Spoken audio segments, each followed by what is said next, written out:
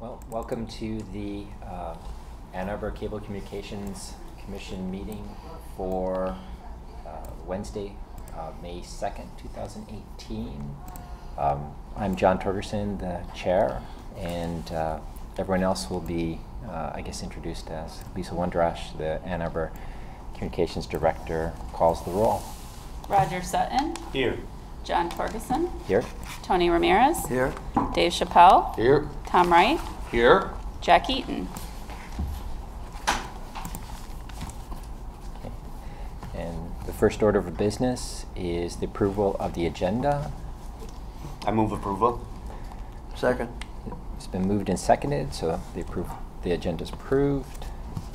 Second order of business is the approval of the minutes which were distributed earlier. I move approval. Second. Okay. It's been moved and seconded, so the minutes, hearing no objection, minutes are approved. Okay. So the next Public comment. item on the agenda is the public comment. And we do not have any. All right. And we have So no one From the here, so we will move on to the next item on the agenda. Wow, we're going right through this. we are. Which is the Ctn Report. Okay, so the report which you all should have, I'll just go over the usual highlights. This is the January to March report. So back in January, we began using a new scheduling program for our internal scheduling, which is we refer to as MCM. And actually, we began utilizing this probably almost a year ago. We started working on it. We had another program that we used to use, and it's mainly like a database to keep track of all of our users and all of our resources, our equipment, our edit suites and all that, and how we schedule things. And so our older program we'd been using for 15 years maybe, had not been updated. It wasn't, new versions of it were no longer coming out, and so probably for the last 5+ years we haven't had a newer version, and it did not allow you to do anything online. So we started looking around for something that would allow us to do stuff over the web, and this was one that we found. We've dived into it and spent about a year working on getting things into it and ready. And beginning in January, staff started using it full-time and stopped using the old program that we had. So all of our scheduling now we're doing through this, and we're getting close to rolling it out to where we will have our public clients utilizing it, where they can make a reservation request from the comfort of their own home instead of having to come in here and fill out a piece of paper. So we're getting very close to doing that. We've had a few testers, I believe Dave was one of them, that helped do some testing for us as we try to work through some of the bugs of the program and some of our procedures and making things kind of mesh. So that began in January. We're still going through it. We also had our Rec and Ed winter camp, Camp TV, in January, and we began doing our sports coverage for the high school sports. Mostly in the winter, it's mostly basketball and ice hockey. And then in February, we completed our Let's Watch program with the Ann Arbor Film Festival for the 2018 Film Festival. We resumed our A2 Shield program with a new host. That's the program we do with the police department, and the officer who was hosting that program retired at the end of last year, so there was a little downtime in between when he left before we got some new ones in. So that has restarted. We also had our annual coverage of Orchestra Night that we do for the public schools. Then in March, we finished looking at some broadcast servers. We've been looking at them for 6 months or more, actually. These are the devices that operate the actual channels for us, that run the files and the schedule. And the ones that we have are getting near the end of their life. You might recall I mentioned in the last meeting that in December one of them crashed and we had to send it in for service. It was down for about a week. We had the same thing happen on another channel just earlier in April. where it crashed. We had to send it, and it was down for about a week. So we're squeezing these things out as far as we can while we've gone through and started looking at other options to move ahead in the future. And so hopefully we should have something ready to go in the fall. We have to start mapping out what else we're going to change when we change that system. And it's one of those things that will impact other parts of us. So we have to make sure we've thought about everything that could potentially change. We also had our annual coverage of the county's Environmental Excellence Awards, our annual coverage of the TEDx Youth Series. We also covered the DDA did a People Friendly Streets presentation, and we went and covered that at their request. And then we had another Camp TV week during the spring break. And then our programming highlights, the usual city meetings that we cover over those months, as well as the ones we get from outside, from the county and the Ann Arbor area transportation, the DDA. Then on the public channel, you can see that there were 160 new programs during that quarter. 594 hours put in the facilities by our clients. Let's see, we had 7 public workshops, as well as some, we had the camps, the 2 week-long camps. We also were doing a special training with some students from WISD. Then on the educational channel, we had 113 new programs premiere, including 6 Board of Education meetings that we went out and covered. And then on the community channel, we had 72 programs premiere. And then we have our video on demand highlights. And this time I had a request after the last round of how many views there were for the top programs in each month. So that's the number at the end in the parentheses. So you can see council meeting was viewed within that month 314 times. It may have gone up since then if people still want to watch it. And then also we have the hits on our YouTube channel. You'll notice if you look back through the last few reports, these numbers are shifting a bit because we've migrated all of the programming that we produce, except for meetings, onto our YouTube channel. So those numbers have been going up. And then the Vibit numbers, we're still using that primarily for our meeting coverage. So we've sort of put our meeting coverage in one spot and everything else on YouTube. And that's the highlights for the report. If there are any questions? Okay. No questions? All right, next up on the agenda is regular business, the policy update discussion. Greg leads, since he moved the subcommittee, but maybe remind everyone who was on the committee and what you were doing. So we had a subcommittee with Tom and Dave, and it was myself, Melissa Bondi, then we also had our 2 trainer facilitators, Mike Koski and Alicia Shuntbadine, and our programmer who programs the public channel, Craig Kuras. And what we had done previously was we had looked through the policy a few times. Things had come up, and we looked at the policies as they existed.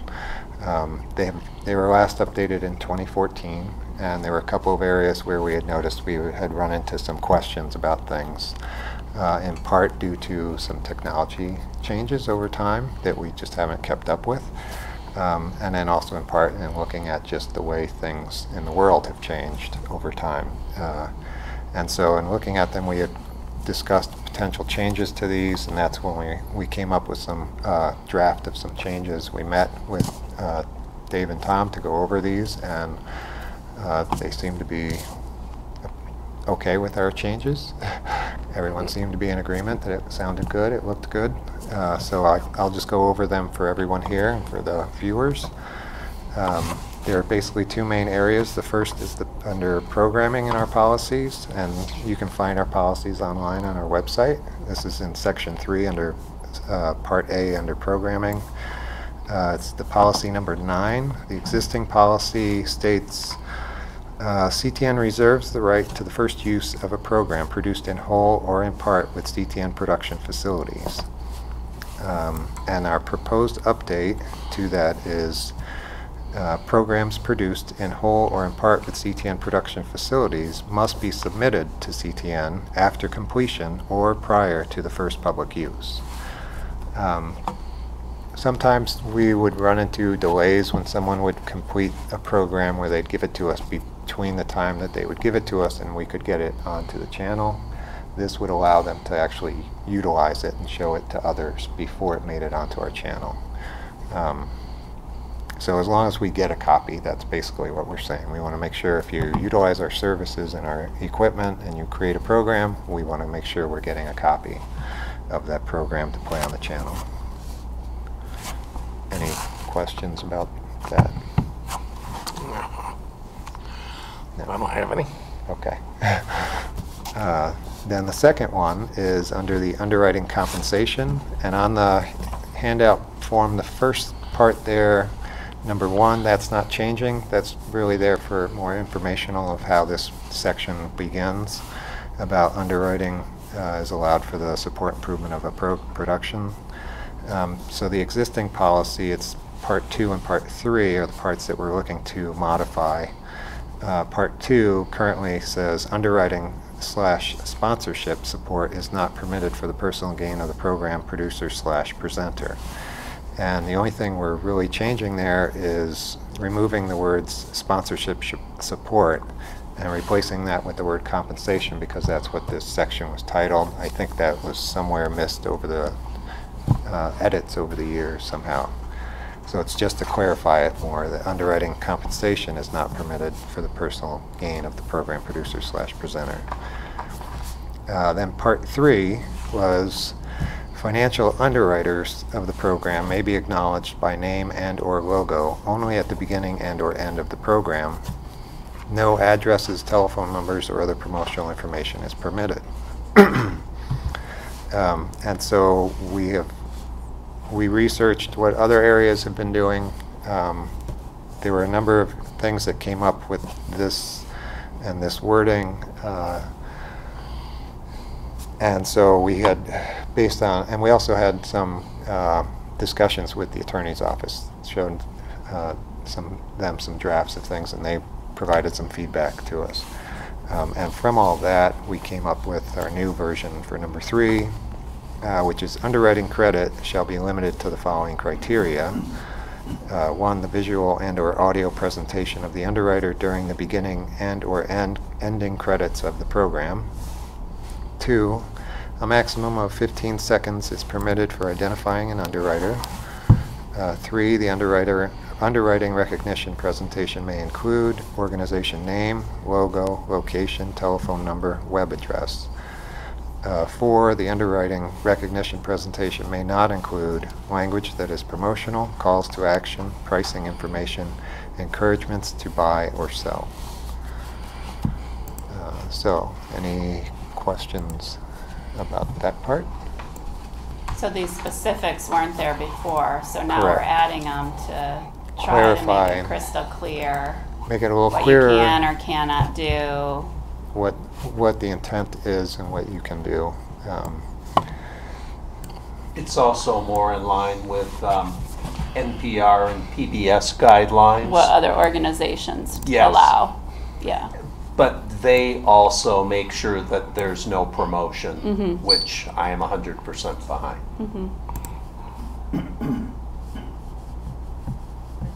Any other discussion? Make a motion. I take a vote. Yeah, if we could move and Yeah, have, okay. I make a motion that we accept these revisions as read. I second it. Moved and seconded. We need a voice vote. just all in favor. Aye. Okay, just so I can determine it's unanimous. All right. These then get incorporated into our minutes, which then are submitted to the next city council meeting and recorded within that body that these were updated, and that's how the last update was done in 2014. Okay. Okay. Next on the agenda is the commission staff comments.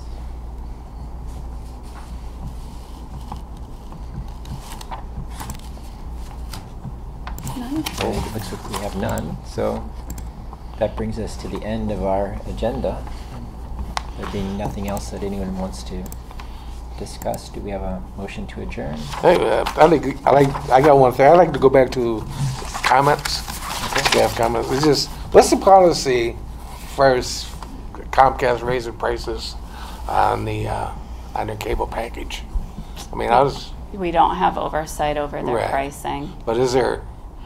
I mean, as far as we know, if they can do it whenever and however, Yes. Yeah, and as much. yes. Because usually when you get Comcast services, you call up and you get a contract. Supposedly, you call it a contract. They say you get the triple play phone, internet, cable, and they'll say we'll give you this price for 2 years. Good. Yeah, I've seen that happen sometimes. I don't know if that's overarching, that they always offer that. Yeah, they kind of, they still keep for That 2 if you years. signed a contract, Well, here's you don't your really price. actually If sign you it, don't, you know. right, if you agree to it, but If if you you agree to don't, it. then here's your price. And here's your price. That's good for 2 years. Right, And then usually they don't tell you when that's expired. You just start the bill other just- 2 years. Your Correct. next bill, you notice you find an out, increase correct. in there. I But- found something different this time, though. I actually got a call from Comcast yesterday, and they said, your price is going up, but what can we do to keep your price lower? Wow. And I thought that was really very proactive, and it was New. It was new and a good surprise. So was there a substantial offer of something? She wanted to talk then. I was off to a business meeting, but they want to get back in touch with me to see how they can be helpful. It's refreshing. Well, I'm not a sports person that's watching these sports channels. I gotta pay for that for everybody else can enjoy it. That's one thing they could take off of my program. If there was a la carte, You're right, yeah, Right. that's what, they even gave me HBO. I didn't want HBO, but that's part of your, the package, okay. yeah. There's lots of options out there now, too. I now stream the majority of my channels and only get the basics through Comcast, which gives me a better internet. And they work through every option with me, so it's kind of nice. I was just wondering because I noticed some people, I give this newsletter for the Loughton neighborhood district, and I noticed some people were complaining about Yeah, they raised the prices up by $20. But my question was that if they lead you to believe you're on our contract on that price that we all agreed to, and then within 6 months they come back and say, we are increasing the basic cable price by $20, whether they're breaking the contract. right. Because I know once I agree to that contract, I can't go back, supposedly go back and say, Yeah, I've done it where they done that, and I call them up and say, can you extend this contract? And they agree, and they'll do it for another year. yeah, that does happen. They'll do it maybe 1-2 times, but by the third Well, time. after that, no. But by the third But it time, helped, they won't do it no more. So and it could be pretty expensive, yeah. Agree. Okay, that's my piece. Great. So the last item on the agenda is, do we have a motion to adjourn? Make a motion, we adjourn. I second. We stand adjourned. Thank you, everybody. thank you all.